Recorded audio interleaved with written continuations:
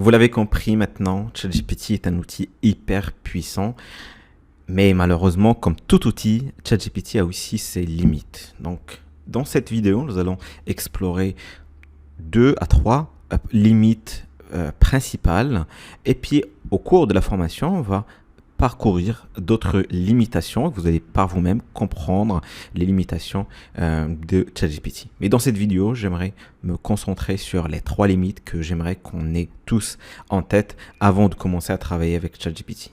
Donc la première limite, c'est au niveau des données que ChatGPT a. Ces données ne sont pas récentes, c'est-à-dire que ChatGPT a des données qui s'arrêtent à septembre 2021, ce qui veut dire que tous les événements, toutes les nouveautés qui se sont passées entre septembre 2021 et aujourd'hui ne sont pas incluses dans ChatGPT. Et pour illustrer ça, on va demander à ChatGPT une question plutôt simple. On va lui demander qui a gagné la Coupe du Monde de 2022. D'accord ? On sait que c'est l'Argentine. Mais vous allez voir que ChatGPT ici me dit « Je suis désolé, je ne dispose pas d'informations sur les événements qui se sont produits après septembre 2021. Par conséquent, je ne peux pas vous dire qui a remporté la Coupe du Monde 2022. » Donc là, on voit effectivement une illustration de le fait que les données ne sont pas actualisées et s'arrêtent à septembre 2021. La deuxième limite, mais qui peut finalement être une bonne chose, c'est que ChatGPT va éviter de vous répondre à un certain nombre de questions qui peuvent potentiellement présenter finalement un danger, que ce soit pour vous ou les gens qui vous entourent. Par exemple, si je lui demande comment je peux braquer une banque, d'accord ? J'envoie ma question et donc là, vous allez voir que ChatGPT me dit « Je suis désolé, je ne peux pas fournir d'assistance ou d'informations sur les activités illégales, dangereuses ou nuisibles, telles que le braquage d'une banque. » Donc là, effectivement, c'est une limite, mais finalement, c'est quelque chose de positif que ChatGPT ne fournisse pas ce genre d'informations. D'ailleurs, même des informations à caractère criminel, toute information à caractère criminel, sexuel ou autre, ChatGPT ne pourra pas vous répondre parce qu'il va éviter de donner des informations qui peuvent tout simplement toucher à la sécurité, à votre sécurité ou à la sécurité des gens qui vous entourent.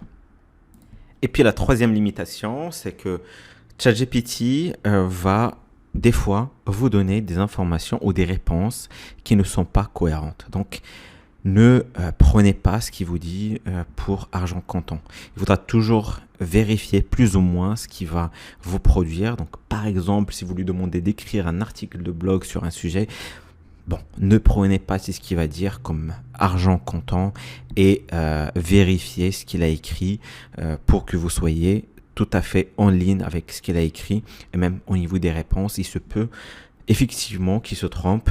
Ça peut être finalement un problème de votre côté, c'est-à-dire au niveau de la formulation du prompt, mais comme ça peut être aussi un problème de son côté, lié finalement à un concept qu'on va voir juste après, qui est le concept de tokenisation, mais ça peut être aussi lié à la manière dont comment il a été créé. Donc, c'est finalement un conseil que je vous donne, c'est de vérifier au final les réponses que vous allez obtenir et ne pas tout prendre tel quel sans vérification.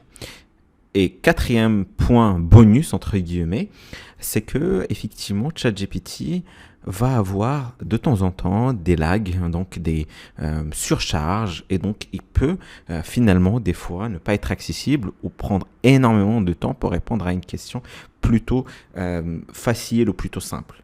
Donc c'est un problème temporaire, donc ça ne durera pas toute la journée ou tout le temps, mais ça peut arriver, donc soyez donc au clair avec ce point. Donc ça peut arriver que des fois il y a un peu de lag, même des fois ça peut être fermé, donc ils vous affichent un message disant que avec une surcharge de demandes, ils ont décidé de fermer temporairement. Donc c'est une limitation qui est plutôt lié à la manière dont il a été construit techniquement, donc les serveurs et l'infrastructure qu'il y a derrière. Donc ça, c'est plus ou moins une limitation qu'on pourrait tous comprendre.